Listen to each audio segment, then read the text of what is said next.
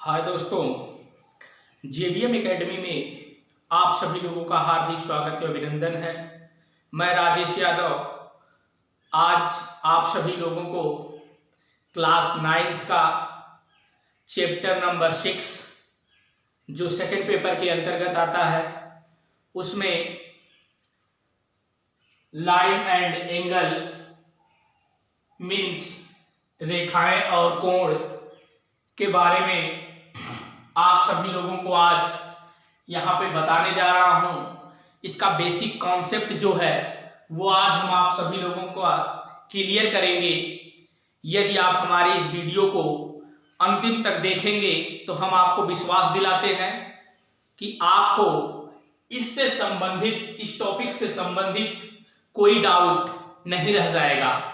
एक बार और मैं आप सभी लोगों को याद दिला देता चाहता हूं कि यदि आप सभी लोग मेरे चैनल पे नए हैं तो आप मेरे चैनल को सब्सक्राइब, लाइक और शेयर करना न भूलिए, जिसकी वजह से आपके जो दोस्त यार लोग हैं उनको भी हमारे इस चैनल का नोटिफिकेशन टाइमली मिल जाएगा, जिससे उनका भी बहुत ज़्यादा फायदा होगा। इसलिए आप इस चैनल को सब्सक्राइब, लाइक और शेयर करना न भूलिए। आइए हम जेबीएम एकेडमी की तरफ से आप सभी लोगों को आज कक्षा 9th का लाइन एंड एंगल मीन्स रेखाएं और कोण के बारे में आप सभी लोगों को अध्ययन कराने जा रहे हैं। ध्यानपूर्वक इसको समझने का प्रयास करिएगा। देखिए, जैसे इसके नीचे हमने एक लिखा है some important formula and definition. Some important formula and definition अर्थात आज आप सभी लोगों को हम रेखाएं और कोण के बारे में कुछ महत्वपूर्ण परिभाषा, कुछ महत्वपूर्ण सूत्र और डिफिनेशन मतलब परिभाषाएं आज हम आपको बताएंगे। ध्यानपूर्वक समझिएगा। अब हम सबसे पहले यहाँ पे एक टॉपिक दिए हैं बिंदु। क्या है ये? बिंदु। शायद अब आपको दिख रहा होगा कि बिंदु किसे कहते हैं। देखिए, आसान सी परिभाषा, बहुत आसान है, इसको एकदम आराम से किसी को भी आप समझा सकते हो।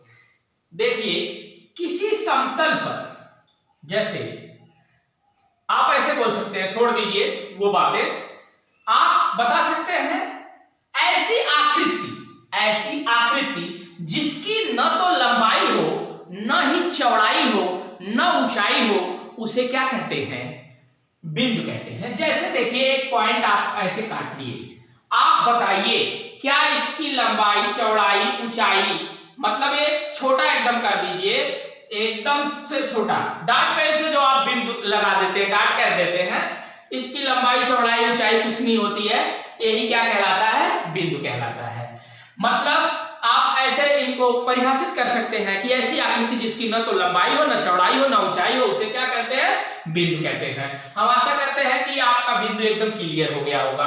अगली पॉइंट में हम आपको लेके आते हैं रेखा। क्या है? रेखा। ध्यानपूर्वक आप समझिएगा कि रेखा किसे कहते हैं। रेखा किसे कहते हैं, ये आपके लिए बहुत इंपॉर्टेंट, बहुत ही यूजफुल वीडियो होने वाली है, इसलिए इसको ध्यानपूर्वक एकदम समझने का प्रयास आप करिए। रेखा, देखिए, आप ऐसे बता सकते हैं, जब दो या दो से अधिक बिंदुओं को मिलाने से जो आकृति बनती है उसे क्या कहते हैं? रेखा कहते हैं। जब दो या दो से अधिक बिंदुओं को, यहां पे देखिए बात ये क्या की जा रही है, दो या दो से अधिक, बहुत से बिंदु, ऐसे ढेर सारे बिंदु, पता नहीं कहां तक आप मिला देंगे, बिंदु दिया है, इनको ऐसे आप क्या कर दीजिए, मिला दीजिए, यह क्या कहलाएगी? रेखा। अब ये पता नहीं कहां तक जाएगी, एरो का ऐसे लगा दीजिए, आपका पता नहीं कहां तक जाएगी। देखिए, रेखा जो है ये टेढ़ी मेढ़ी भी हो सकती है, एक वक्र के रूप में, ऐसे एक वक्र के रूप में हो सकती है रेखा, ये ध्यान रखिएगा।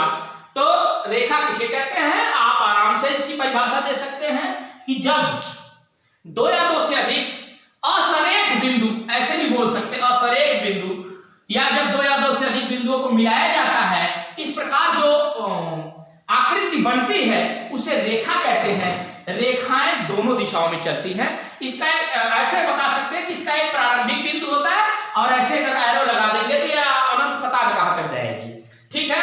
अगली पॉइंट है आपकी, देखिए, सरल रेखा। सरल रेखा का मतलब है कि एकदम वो सीधी रेखा होगी।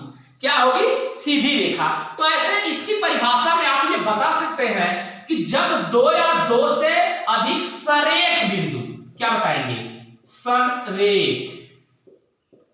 सरेख बिंदु, मतलब क्या कि जब दो या दो से अधिक सरेख बिंदु होंगे, सरेख बिंदु का मतलब है जो एक रेखा में हो, एक ही रेखा में एकदम हो।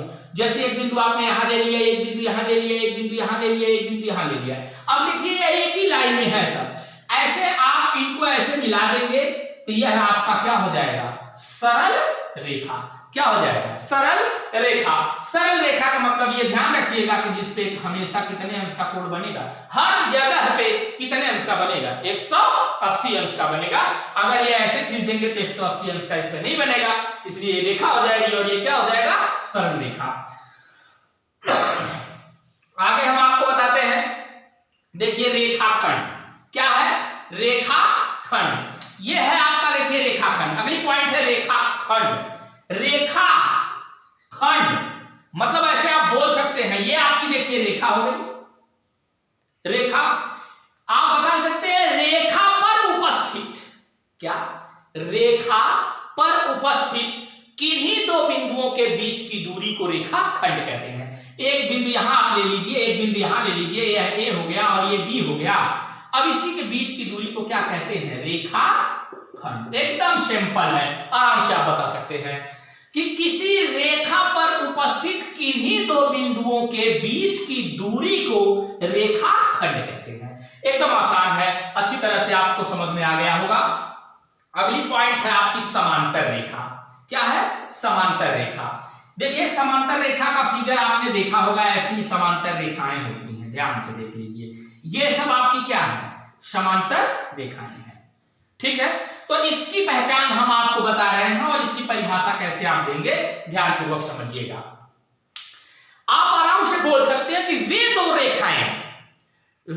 रेखाएं जिनके बीच किसी भी स्थिति में कोई कोण न बने उसे क्या कहते हैं, समांतर रेखा कहते हैं। एकदम आसान है कि वे रेखाएं जिनके बीच किसी भी स्थिति में कोई कोण न बने उसे समांतर रेखा कहते हैं। किसी भी स्थिति का मतलब यह है कि इनको आगे तक कितना हो बढ़ा लो, इनको इधर कितना हो बढ़ा लो, ये एक दूसरे को कभी काटेंगे नहीं, इसलिए दोनों क्या हो जाएंगे, समांतर रेखा।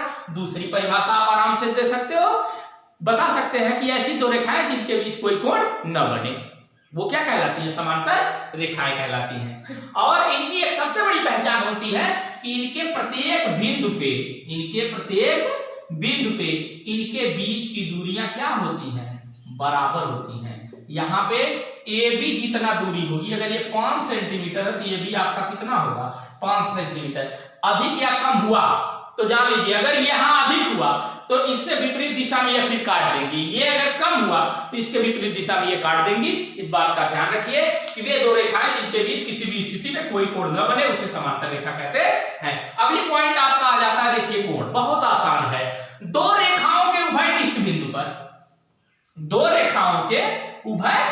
बिंदु पर जो आकृति बनती है उसे क्या कहते हैं, कोण कहते हैं। ये पी रेखा और ये क्या है, यल रेखा, दोनों आके कहां मिल रही हैं, सॉरी ये आपका यम रेखा कर दीजिए, यम रेखा और यल रेखा दोनों आके कहां मिल रही हैं, पी पे, इसलिए ये कॉमन है, पी यल में भी है और यम में भी है, इसलिए यहां पे जो आकृति बनेगी यह क्या कहलाएगी, कोण। अंदर और बाहर दोनों परिस्थितियों में कोण यहां पे बन जाएगा।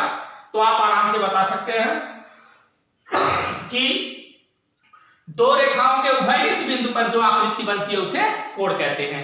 अगर ये न कभी आए तो आप आराम से ये बता दीजिए कि जब दो रेखाएं एक दूसरे को प्रतिच्छेदित करती है, मतलब काटे, तो उनके बीच में जो आकृति बनती है उसे कोण कहते हैं। अगली पॉइंट आपका आ गया कोण के प्रकार, कि मतलब कोण कई प्रकार के होते हैं। तो देखिए कुछ कोण हमने आपको यहाँ पे लिखा है, जैसे समकोण। समकोण की परिभाषा अगर मूलतः है, यदि आप ऐसे समान रूप में बताएंगे तो आप बता सकते हैं जिस कोण का मान 90 अंश होता है उसे समकोण कहते हैं। या किसी समतल के सापेक्ष और समतल के ऊर्ध्वाधर जब दो लंबवत रेखाएं एक दूसरे को प्रतिच्छेदित करती है तो वहां पे जो कोण बनता है उसी क्या कहते हैं, समकोण कहते हैं, क्योंकि वो 90 अंश का होता है। इसीलिए इसका बांड है, आप इसको बोल सकते हैं जिस कोण का मान 90 अंश हो उसे क्या कहते हैं, समकोण कहते हैं। न्यून कोण, जिस कोण का मान 0 अंश से अधिक और 90 अंश से कम होता है उसे न्यून कोण कहते हैं। जिस कोण का मान 0 अंश से अधिक और 90 अंश से कम होता है उसे न्यून कोण कहते हैं। अगली पॉइंट आपका है अधिक कोण। जिस कोण का मान 90 अंश से अधिक, 90 अंश से अधिक और 180 अंश से क्या होता है, कम होता है, उसे क्या कहते हैं, अधिक कोण कहते हैं। ठीक है। अब बृहद कोण, जिस कोण का मान 180 अंश से अधिक और 360 अंश से कम होता है उसे क्या कहते हैं, बृहद कोण कहते हैं। ऐसा कोण जिस कोण का मान 180 अंश से अधिक और 360 अंश से कम होता है बृहद कोण कहलाता है। शीर्षाभिमुख कोण, शीर्षाभिमुख कोण, ऐसा कोण, ऐसा दो कोण जो एक ही शीर्ष पर लेकिन विपरीत दिशा में बने हों, ऐसे कोण जो एक ही शीर्ष पे बने हों लेकिन विपरीत दिशा में बने हो शीर्षाभिमुख कोण कहलाते हैं। जैसे देखिए ये यल रेखा और ये यम रेखा, ये दोनों एक दूसरे को बिंदु P पे काटती हैं, तो ये कोण यहाँ भी बनेगा और ये कोण यहाँ विपरीत दिशा में, यानी ये इसका शीर्षाभिमुख है और ये इसका शीर्षाभिमुख, ये इसका शीर्षाभिमुख और ये इसका शीर्षाभिमुख कोण है।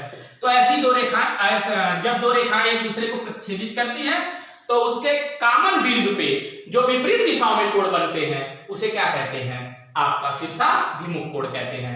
आसन्न कोण, आसन्न कोण मतलब इसमें भी आप देखेंगे कि जो आसन्न कोण होंगे वो उभयनिष्ठ बिंदु पर ही बनते हैं। वो कहां पे बनते हैं, उभयनिष्ठ बिंदु पे जो कोण बनते हैं, एक या एक, दो या दो से अधिक, उसे ही क्या कहते हैं, आसन्न कोण कहते हैं। अगला है आपका सरल कोण। आप आराम से बता सकते हैं जिस कोण का मान 180 अंश का होता है उसे क्या कहते हैं, सरल कोण। अब अगला आपका जो सबसे इंपॉर्टेंट फार्मूले के रूप में और जो आपको कंपटीशन के दृष्टि से बहुत ही महत्वपूर्ण है, उसके बारे में हम आपको 2 पॉइंट अब बताने जा रहे हैं कि देखिए समांतर रेखा होने का प्रतिबंध, पहला, और दूसरा लंबवत रेखा होने का प्रतिबंध। देखिए समांतर रेखा की परिभाषा भी हमने आपको बताया था कि जब दो रेखाओं के बीच किसी भी स्थिति में कोई कोण न बने तो दोनों रेखाएं समांतर होती हैं। तो ऐसे में इसके लिए एक फार्मूला हम आपको बताते हैं कि दो रेखाएं समांतर तब होंगी जब उनकी प्रवणताएं m1 बराबर क्या, m2 हो जाएगा। जब दोनों रेखाओं की प्रवणता आपस में क्या हो जाएगी, बराबर। जब दोनों रेखाओं की प्रवणता आपस में बराबर हो जाएगी तो वह दोनों रेखाएं एक दूसरे के क्या हो जाएंगी, समांतर। इसके लिए ये फार्मूला है m1 बराबर m2, जहां m क्या है, प्रवणता है, जहां m क्या है, प्रवणता। m1 का मतलब पहली रेखा, 2 का मतलब दूसरी रेखा। इसका फार्मूला कैसे निकल के आया है, जब आपको प्रश्नावली के सवाल पढ़ाए जाएंगे तो वहां पे आपको बता दिया जाएगा। बर वक्त में इसको आप याद रखिए कि दो समांतर रेखा का प्रतिबंध, दो रेखाएं समांतर होने का प्रतिबंध m1 बराबर m2, जहां पे m क्या है, प्रवणता मतलब ढाल यानी झुकाव। अगला है लंबवत होने का प्रतिबंध। दो रेखाएं लंबवत कब होंगी, जब उनकी प्रवणताओं का गुणनफल क्या होगा, -1। जब उनकी प्रवणताओं का गुणनफल क्या होगा, -1 होगा। ये ध्यान रखिए। एक और आप बता सकते हैं, जब दो रेखाओं के बीच 90 अंश का कोण बनेगा तब भी वह रेखाएं क्या होंगी, लंबवत होंगी। तो यहाँ पे भी m1 और m2 दो प्रवणताएं हैं, जिनका दोनों का आपस में गुणा कर दिया जाए तो वो क्या हो जाएगा, आपका माइनस यदि 1 आ जाएगा तो वो दोनों रेखाएं क्या हो जाएंगी, लंबवत हो जाएंगी। हम आशा करते हैं कि आज आप सभी लोगों को जेबीएम एकेडमी की तरफ से क्लास 9th में लाइन एंड एंगल के बारे में, मींस रेखाएं और कोण के बारे में जो आपको सब इंपॉर्टेंट फार्मूला एंड डिफिनेशन बताई गई वो आपको अच्छी तरह से समझ में आ गई होगी। यदि आपको इससे संबंधित किसी भी प्रकार की कोई समस्या है तो आप कमेंट बॉक्स में उस समस्या को लिख के अवश्य भेजिए, उसका निदान अवश्य किया जाएगा। आप सभी लोगों से एक बार मेरा निवेदन है कि आप इस मेरे चैनल को, जेबीएम एकेडमी को, एक बार सब्सक्राइब, लाइक और शेयर करना न भूलिए। जय हिंद, जय भारत।